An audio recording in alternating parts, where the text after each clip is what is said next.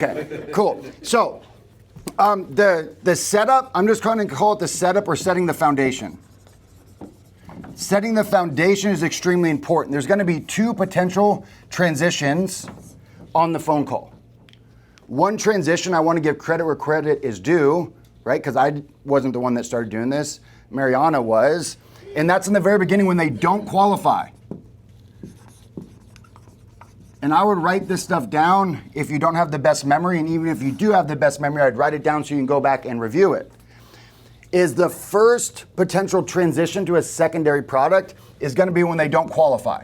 So what would be some examples if the customer doesn't qualify? Doesn't have an A and B. Okay, perfect. Doesn't have A and B. Who said that? Who's me? Oh, Leon. Thank you. Awesome. Love it.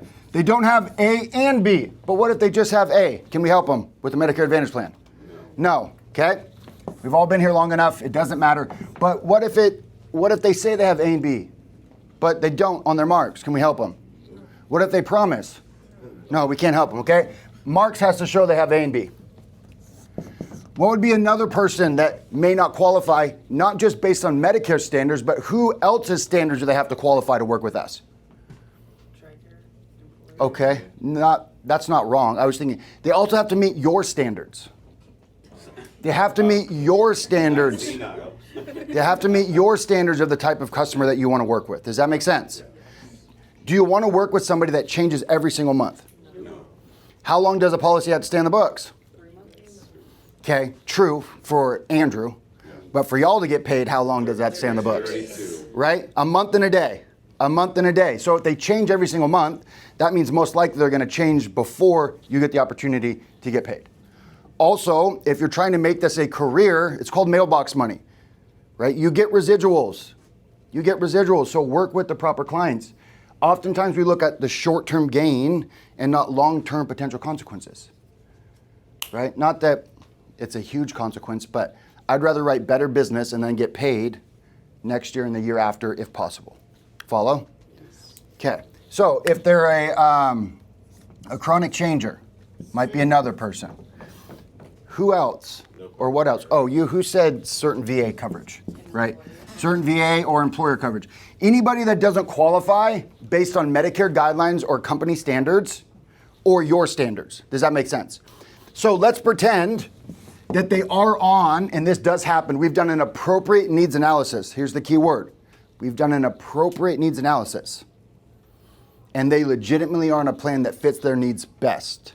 You guys can grab some chairs and just scoot in and sit here so you don't have to stand outside the door like you're waiting to get into a club. Okay? Yeah, entry fee. Okay, does that make sense? I forgot what I said. What did I say just before that? If they're on like the best plan for them. Okay, cool. At least somebody's paying attention. Thank you. If they're actually on, quote unquote, the best plan. The best plan, I hate saying that, but we've asked appropriate questions. They have the highest food card, and then what other questions have we asked to see if we can build value somewhere else? Okay, sure. Do they have a broker that they work with? Okay, good question. Absolutely. What else? Is there a plan you've been on in the past that you like more? Oh, I like that. That's a good one. Do you see specialists often? Okay, so we're trying to lower costs. What else specifically related to the food card? Or do you currently receive a food card? Okay, yes, they do. They have the highest food card. This is the one where we push people away the most. Go ahead. Is there anything you would like to be able to use that card on? Awesome. Is there anything you wish you could buy that you currently can't? There we go. Does it roll over, right? I'm just specifically focusing on the food card because oftentimes that's when we let people go the most. We do it in the very beginning, in the first 3 minutes. So you're calling about the food card. Do you currently have one? Yes. Oh, how much are you getting? Oh, $290. Oh, yeah, you're on the best plan. Fail. Okay? So don't do that. Why? Because you aren't acting in the best interest of the customer. That's your opinion and your point of view. That's what gives the sales industry a bad rap. For better or for worse, customers feel good about their decisions not being forced into making a decision. So if they're actually on a plan that fits their needs best, then we transition. There's going to be another transition. This is going to be potentially after the what, do you think? Well, this stuff would generally come after the marks. Okay. There we go. After we solidify the sale. After we solidify the sale, we should be transitioning to cross-sell. Cross-selling is basically you're just selling two products to the same customer. In insurance, it increases retention by like 60%. It increases your retention substantially. The more products somebody has with the same company, the less likely they are to change. Okay? So we have before, we present essentially, right, after the marks, or we have after we solidified the sale. Now, I guess if they said no to the plan, you could also then try to transition. It's just sometimes a tough ask. Does that make sense? But if you don't have an option, present an ancillary. So what would that sound like? How many of you struggle with the transition? Okay, cool. Well, not cool, but you get the point, right? Okay, so our tonality is going to be important, right? In life, this is a good thing most of the time. You can't transfer what you don't have, okay? But the opposite of that is you do transfer what you have. So if you have something that you shouldn't give to the customer or maybe somebody else, that's a bad thing. Do we want to transfer anxiety to customers? Do we want to transfer uncertainty? Do we want to transfer our frustration? No. And do you think it's the words we say that transfers that over to the customer or the way we say it? It's the way we say it. Our tonality is so underrated. The way we communicate with our voice. Okay, I can only speak for myself. A large majority, and I've worked on this a ton since I started at this company, think that I'm always mad at them.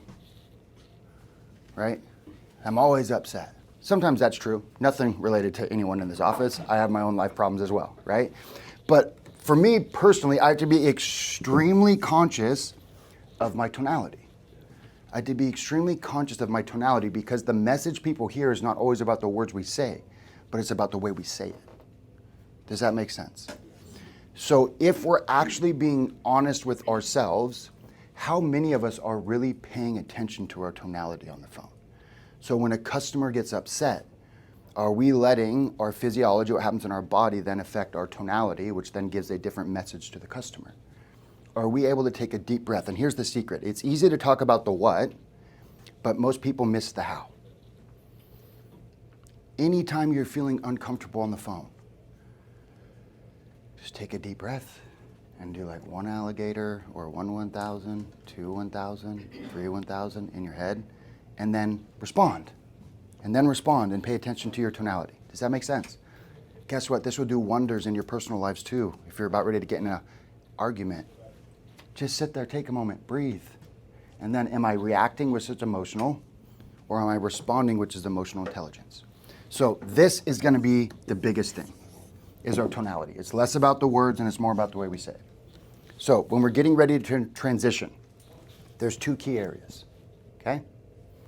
If we aren't selling them a plan and if we are. So if they're calling in about a food card, this is, and you have to take this into account, right? Because I don't sell insurance every day like y'all do. This is what I would say. Does that make sense? Okay. Is I would then remind them of our past agreement in the beginning of the conversation, right? I'm going to remind them of our past agreement. Or I should say my past agreement. My past agreement. I'm going to remind them of what I said in the very beginning. I want to remind them of what I said in the very beginning. So, if I can't help them, let's put it this way. If you make a recommendation that would put somebody in a worse situation, what would that be to the customer? A disservice. Everyone should write that word down. Disservice. Hey, John, I just want to be upfront with you. Is that okay? Ask permission. Right here. Permission is number 2. Number 1 is tone. Okay? We want to get the customer's permission. We want to get the customer's permission. In the very beginning, I have to follow Medicare guidelines. They require I ask you a couple questions. Is that okay? Yes. Who's in control, really, of the phone call? Really? We are. We are. Who believes they're in control? Customer. The customer. Does that make sense? How do you control a conversation? You control the questions. And then also the answers to those questions. Doesn't matter what kind of questions you ask if you can't get the answers. Follow? So, The customer feels good, warm and fuzzy, because we're putting them in charge. So it's the same thing here. John, do you mind if I shoot you straight for a second? Yes. I'd be doing a disservice by getting you that food card. Or I'd be doing you a disservice if I change what you currently had. Because based on what you told me was important, it would put you in a worse situation. But, what does the word but do? It negates everything I just said, right? But, I did mention I wanted to provide any sort of value or help you qualify for any program you did qualify for. Okay, I want to push away from the customer. Push away. We want what we can't have. This is called scarcity. Okay, but I'd be doing you a disservice. But I did mention I'd do whatever I could or help you qualify for whatever programs or protection may be beneficial. Does that make sense? Okay, I'm not sure if it's for you. How many of you have actually, you don't need to raise your hand. Open up the darn book that I gave you for free if you're a new hire. Okay, you'll remember this line. I'm not sure, maybe it's in there, if it's for you. Not sure if it's for you, right? Then here is another, I would say, framework or sequence that you can follow. I should have remembered or written it down before this. Not sure if I can, but okay, not sure if I can, but if I could, I'm not sure if you do, but if you did. Okay. Mr. and Mrs. Jones, I'm not sure if you qualify, but if you did, there's actually a program or whatever you guys want to say. I want to keep this very basic. This is going to be the vacation step of our MAPD. Hey, Mr. and Mrs. Jones, there's actually a program that works with your current coverage so you wouldn't have to change anything. If they are sick a lot and unhealthy, I'm just going to focus on two products. There's several different products. Between an accident and a hospital indemnity, which route would you probably want to go? Very sick. Yep. They have bad health. They're sick. Hospital indemnity, why? What's going to be the most likely reason they end up in the hospital? Illness. Does an accident plan cover illness? No. What if they're healthy? They say they never get sick. They never go, quote unquote, to the hospital. They never use their insurance. An accident. Does that make sense? You can do A or B or just go one direction based on the conversation. Unfortunately, there isn't do this every single time because every single customer is different. But you can kind of set up some guidelines or some bumpers, if you will, that will help point you in the right direction. There's actually a program that works with your current coverage. In the event you had an unexpected accident, it's just high level. They need to say yes to the concept. If they don't say yes to the concept, they are not going to say yes to the details. The way the program works, in the event you had an unexpected accident and ended up in the hospital overnight, you'd receive a check for $15,000. Now, unfortunately, not everybody qualifies, but if you did, is that something you'd be interested in? This is very important. I'm going to erase this, so if you need any of that written down, hopefully the audio caught it, and then I'll send out a transcript.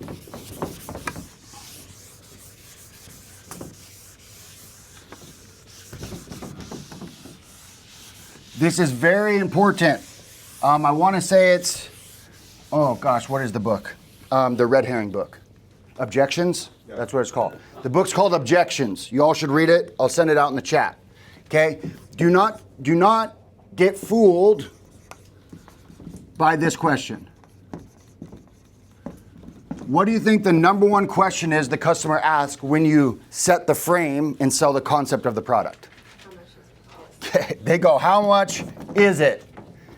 And then this is why people say they don't want to sell ancillaries. It takes too long. It takes away from this. No, you're just letting the customer lead the dance. Does it matter how much it costs if they don't care about the product? No. Does it matter how good of a deal the steak is if I'm trying to sell it to a vegan? It doesn't matter. Does that make sense? So what do I want to loop back to until they answer the question? I asked, right? There's actually a program that works with your current coverage. You don't have to change a thing. Unfortunately, this is important. Unfortunately, not everybody qualifies. Scarcity, you push them away. Unfortunately, not everybody qualifies. Is that a true statement? Yes. Okay, I'm not saying be dishonest. The truth is, not everybody qualifies. Unfortunately, not everybody qualifies. But in the event you had an unexpected accident and ended up in the hospital overnight, you'd get a check for $15,000. Is that something you would be interested in? They're going to go, well, how much is it? Do we then run down this rabbit hole? No. What do we need to loop back to? The question. What's the question? Correct. Is that? Sure, you don't have to say interested. You could say helpful. You could say valuable. You could say whatever you want. Okay, what else is important? What if they're calling about the food card?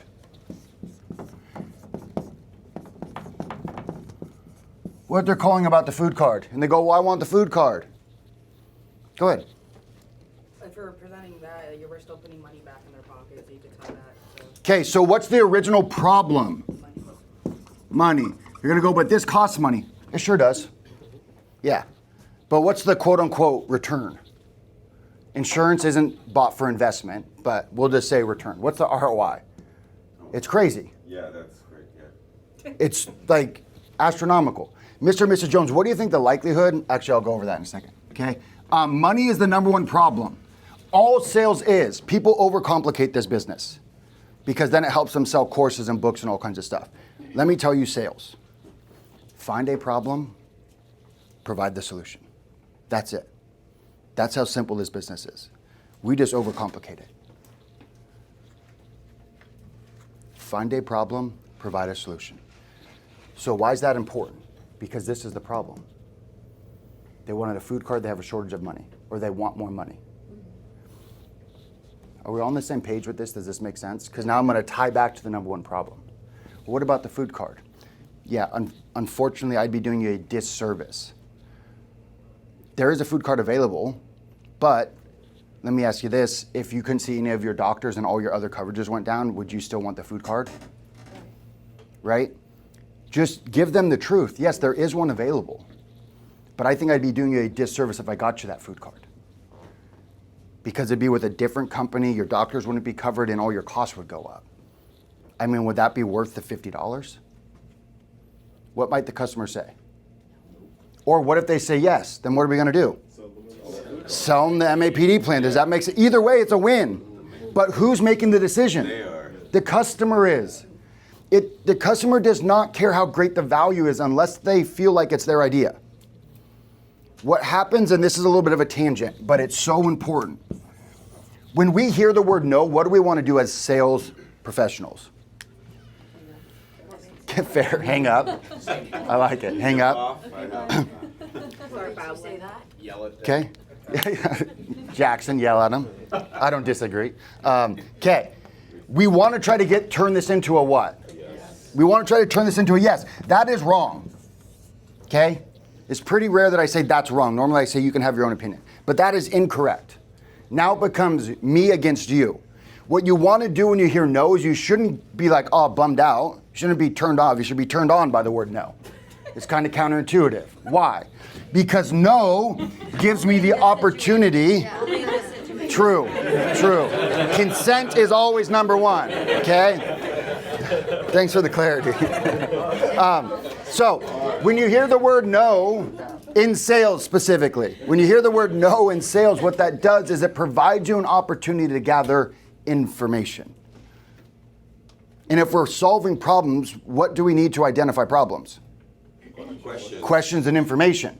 So most of us try to turn this no into a yes and convince them to change their mind instead of stopping and just understanding why they're saying no. Step number one. That makes sense. Hey, that's fair. No, we're on the same page. Just release the pressure. And then, I'm a little curious. How come? and then shut your mouth. What we normally do is make a bunch of statements, or we ask the question and then talk at them. No, I ask questions. Yeah, and then you didn't let them answer, and then you turned into a bunch of statements.